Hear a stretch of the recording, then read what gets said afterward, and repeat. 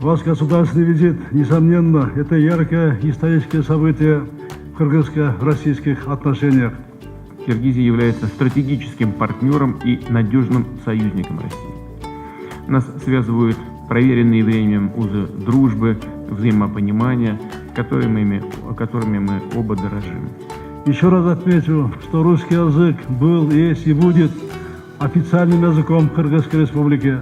По просьбе киргизской стороны амнистия продлена до конца апреля, что еще раз подчеркивает особый характер отношений между нашими странами.